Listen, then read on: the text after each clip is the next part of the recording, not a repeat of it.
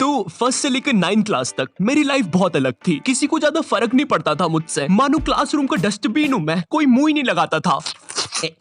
अबे श्रीवास्तव, क्या कर रहा है यार ये? माँ बाप ने बस कचरा खाने ही सिखाया क्या? मुंह क्यों लगा रहा है मुझे? बचपन में ऑप्स बेड्स के नाम पर लड़ाइयाँ करना। है? तूने मेरा बच्चा मार दिया। वो बारबी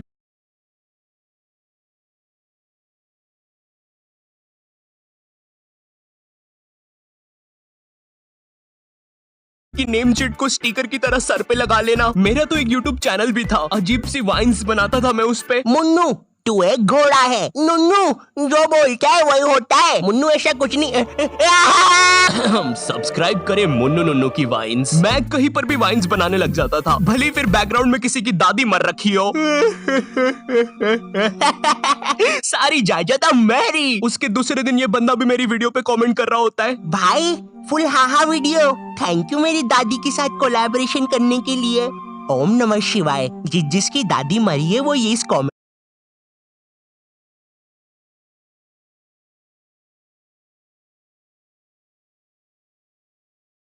को लाइक करो। जिंदगी बहुत मस्त चल रही होती है, लेकिन फिर 10th क्लास आ जाती है। 10वीं कक्षा, नो दोस्ती यारी, ओनली पढ़ाई। 10th क्लास के टाइम पर तुम्हारे मम्मी पापा को भी एकदम से याद आता है, अरे हमारा तो बच्चा भी है। अरे हाँ, किधर रखा है उसे? लास्ट टाइम तो कबर्ड में रखा था, भाग गया। 10th क्लास में ना तुम्हारे मम्मी पापा तुम्हारे पास आते हैं, इधर तुम तुम्हारे रूम में अजीब से काम कर रहे होते हो। ओहो हो साइंटिस्ट है। ओहो हो साइंटिस्ट। पीछे से तुम्हारे मम्मी पापा आते हैं। पूची पूची पूची पूची पुई। हाँ मुझे पता है मम्मी पापा के चलने की आवाज ऐसी नहीं होती। 10th क्लास में मेरे पापा भी मेरे पास आए थे। उन्होंने मेरे कंधे पर हाथ रखा, मेरी आंखों में आंखें डाल के देखा और कहा, ये सर पे बारबी की नेम शीट लगाना बंद कर। और 10th क्लास आ गई है, पढ़ाई कर लेना चुपचाप। हाँ? अब तो और अच्छा लग रहा हूँ। हगी मारू है, लकी मैन है, ककाशी सेंसेई। पढ़ ले चुपचाप। वैसे ये कर कैसे रहा था ऐसे? मेरा तो हो ही नहीं रहा।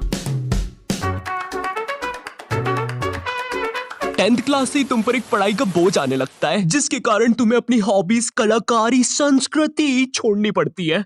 हाय रे, ये विद्यालय की शिक्षा और माँ बाप की इच्छा से ऊपर वाले ही बचाए। रिलेटेबल। तुम्हें अपने टैलेंट और हॉबी को दफना कर आगे बढ़ना पड़ता है, और उस समय तुम कुछ कर भी नहीं सकते, क्योंकि अगर तुम अपने मम्मी पापा को बोलोगे कि तुम्हें अपनी हॉबी पे करियर बनाना है, तो तुम्हारी बात हवा में उड़ा दी जाएगी। मजाक नहीं है, ये सच में उड़ा देंगे। 2 रुपए की पेप्सी, अज्जू भाई सेक्सी। ये अरे बेवकूफ, अज्जू नेता का कचौड़ी समारोह यहाँ नहीं हो रहा है, एक गली छोड़ के। अच्छा, तभी तो बोलूं इधर इतने सारे छपरी लोग क्यों आए हैं। 2 रुपए की पेप्सी, अज्जू भाई से अंधा है क्या छपरी? देखो, अब इसमें तुम्हारे मम्मी पापा की भी कोई गलती नहीं है, क्योंकि जो तुम्हें अपनी लाइफ में करना है उसके बारे में तुम्हारे मम्मी पापा को कुछ नहीं पता है, या तुम्हारे पूरे खानदान से आज तक वो चीज किसी ने नहीं की है। तुम उन्हें बोलते हो, मम्मी मुझे एनिमेटर यूट्यूबर बनना है, मगर उन्हें क्या सुनाई देता है? अरिगातो गोजाइमासु दात्ते बायो। हैं? माँ बाप को समझाना बहुत मुश्किल होता है, पता है, क्योंकि इनको बस 2-3 करियर के बारे में ही पता होता है। और क्या तुम प्लीज अपना ये बाजा बजाना बंद करोगे? Thank you. अगर तुम इन करियर में से कुछ नहीं बन रहे हो, तो तुम्हारे मम्मी पापा के हिसाब से तुम पक्का कोई क्रिमिनल या तो मैक्सिको के ड्रग डीलर बन रहे हो। Como te lamus, amigo? Eriste purte, mamma mia!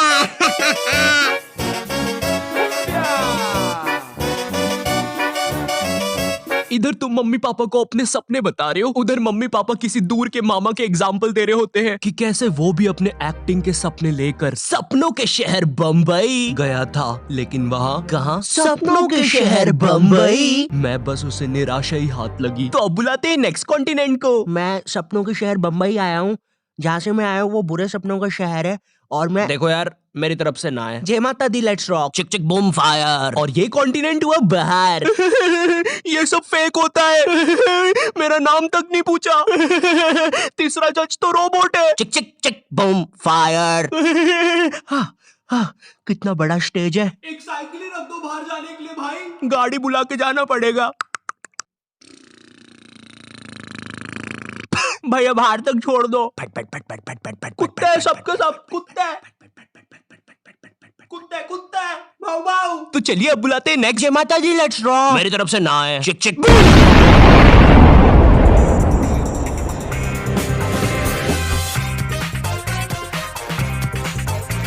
तो अब मैं अपने बारे में बताता हूँ। तो नॉट यू टाइप जी। थू। जी आपने कहा कि आपको पढ़ाई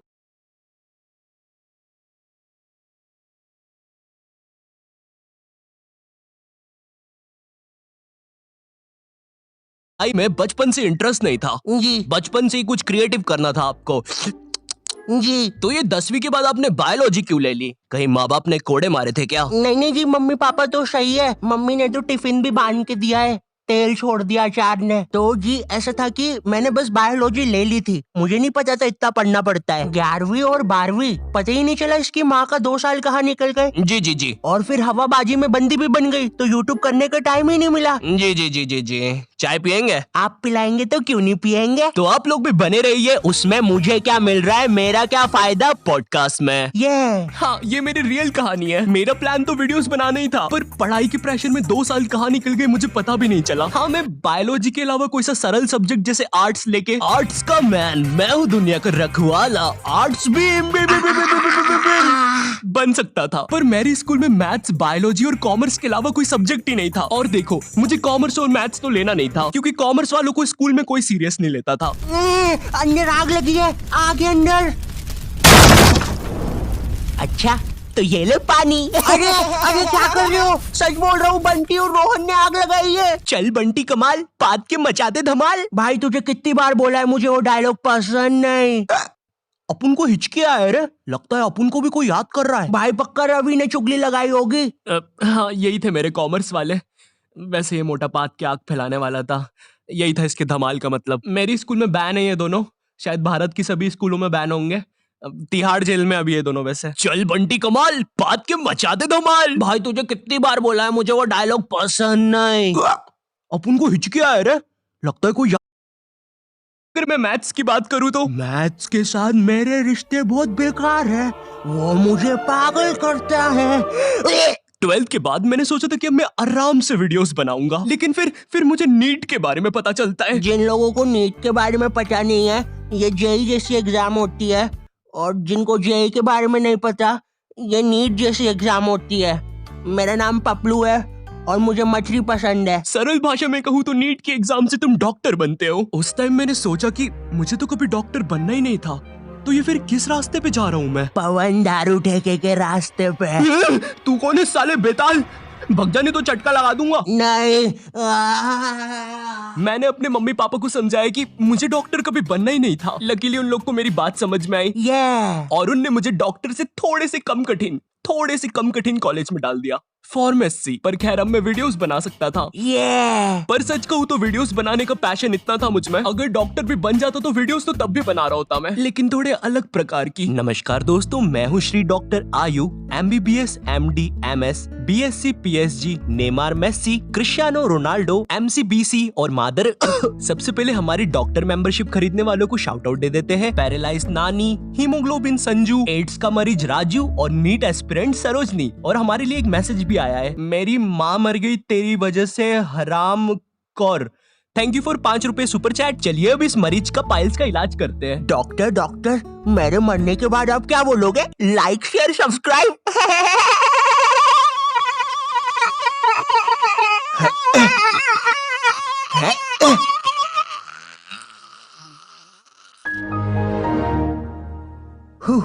दोस्तों आज के लिए बस इतना ही। होप आपको लाइव स्ट्रीमिंग पसंद आई होगी।